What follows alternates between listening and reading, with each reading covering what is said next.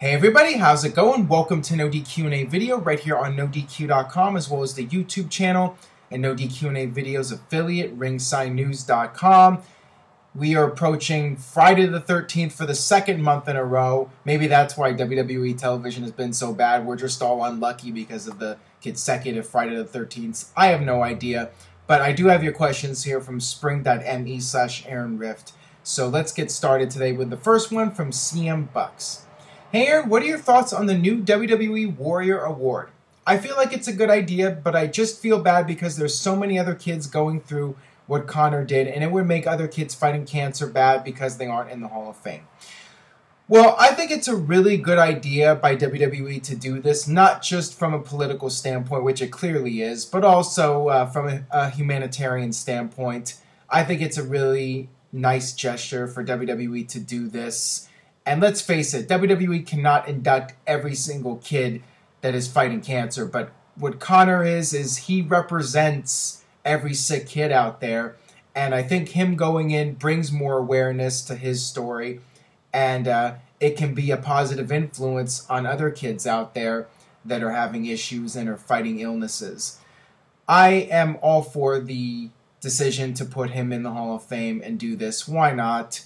And, I know some people out there are saying that the Warrior, this wasn't what he wanted exactly with this whole special induction into the Hall of Fame. The Warrior was thinking more along the lines of guys from behind the scenes in wrestling getting acknowledged, and people that don't get enough credit get to go into the Hall of Fame, people that you haven't heard of. But in this case, the Warrior's wife is on board with it. So I'm cool with it. I think it's a good choice for Connor to be the first person to go in.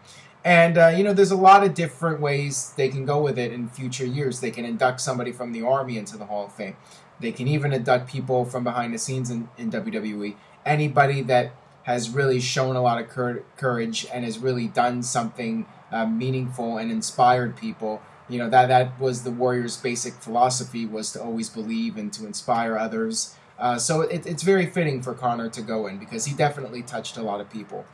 And WrestleMania is going to be even more emotional than it was. We already had Randy Savage going into the Hall of Fame, and now with Connor going in, better get those handkerchiefs ready for the Hall of Fame, that's for sure. All right, got this one here from Romney Full Dark. Do you think Paul Heyman's segment was scripted, or do you think he spoke the truth in most of the things he said, explaining why WWE turned off the mic a couple of times?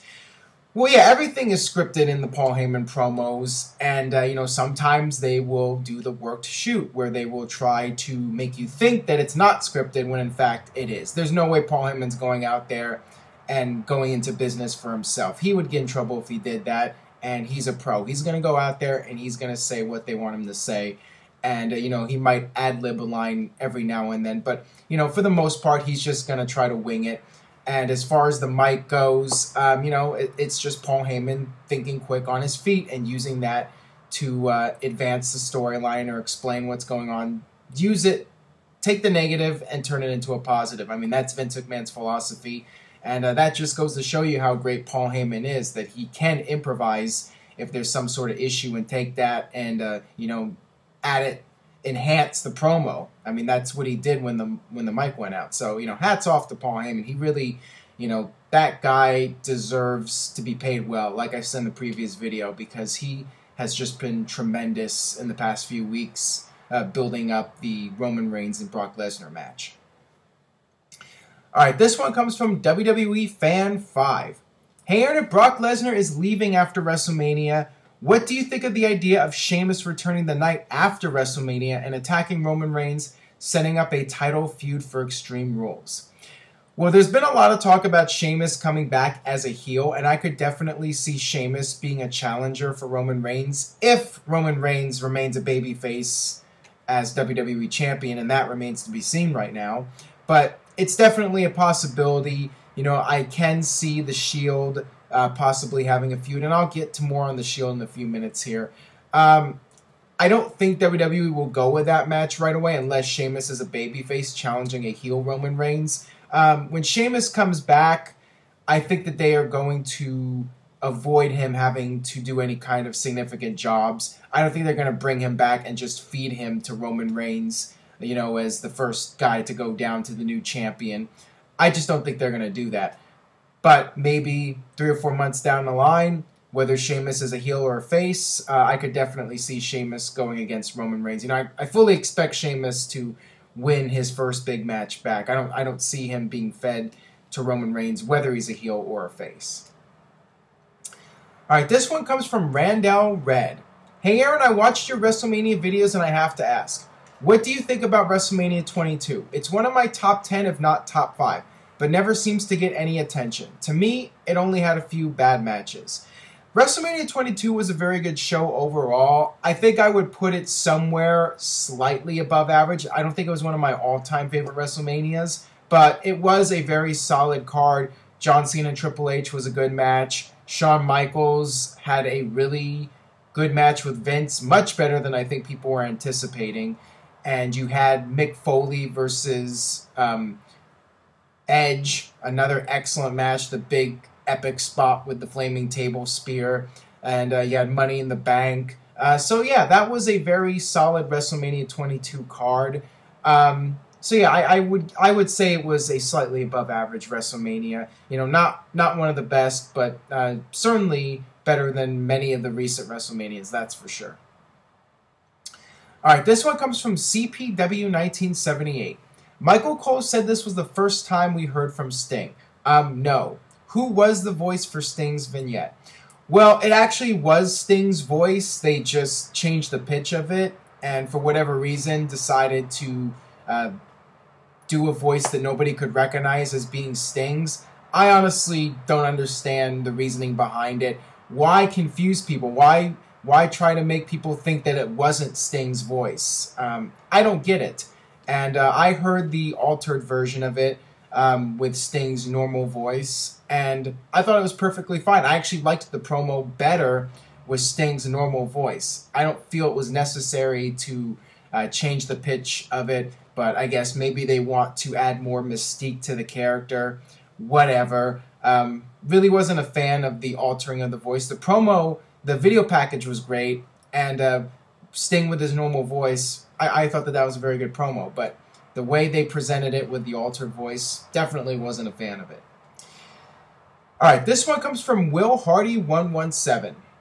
Why does the WWE censor Randy Orton flipping the bird while they have no problems with Steve Austin doing it, even in the PG era? I know it is PG, but if Austin is still allowed to flip the bird, then why not Orton? Well, I don't know if you noticed, but Austin hasn't really done that in a very long time. You know, most of the time Austin comes out and he'll just, you know, clutch his fists and raise them in the air. He won't do the middle fingers anymore on WWE television. So with Randy Orton, you know, it's Monday Night Raw. You know, it's one thing also when it's pay-per-view. If it's pay-per-view, you know, they might let Orton get away with that and show it and whatnot. But with Steve Austin and Randy Orton, regardless of who it is, you know, if it's on Monday Night Raw when you have 4 million people watching, you know, they're going to try to be as PG as possible. But then again, it's kind of hypocritical when you have Wiz, whatever his name is, going out there and, you know, the lyrics of his songs. So I don't get it. But whatever. You know, I know a lot of people popped for the Randy Orton flipping the bird and, you know, WWE cut away from it. Whatever. I mean, it's lame. I mean, why even have him do it if you're just going to cut away anyways? It's just dumb. All right, got one last question here today from iMotab92. Hey, Aaron, how long do you think the Shield will reunite? How long do you think it'll be until the Shield reunites, or will they even reunite at all? Well, if the Shield ever does reunite, and I think it'll happen someday, I mean, it's inevitable. Pretty much every major faction in history did reunite after a while, from the Horsemen, many times they reformed, DX reformed, the NWO reformed. I think it's inevitable. One of these days, Evolution reformed. You know, the Shield, I think someday, when the storyline calls for it, the three of them will get back together and, you know, they'll be really over as baby faces or whatever. It'll be a nostalgia thing. I don't see them reuniting anytime in the near future. If anything, I going back to earlier, post WrestleMania, I could very well see a Shield three-way feud. WWE still hasn't done a Shield triple threat match, and I figured once Roman Reigns has the WWE title, you have Seth Rollins with Money in the Bank, something's going to happen there. And then you can get Dean Ambrose in the mix and do a three-way dance maybe at SummerSlam this year. I mean, I definitely think that sometime in the next several months we're going to get that Shield triple threat. It only makes sense to do it. People have been waiting for that match now for the past year. So I think it's inevitable it happens. And, not going to be a Shield reunion anytime soon, but maybe 3, 4, 5 years down the line, absolutely, I could definitely see the Shield reuniting. So that'll do it for this edition of NoDQ&A video. If you enjoyed the video, please share it on Facebook and Twitter. If you really want to support NoDQ&A video even further, you see the shirt in the background. You can grab an official NoDQ&A video t-shirt or an official NoDQ.com t-shirt at ProWrestlingTees.com.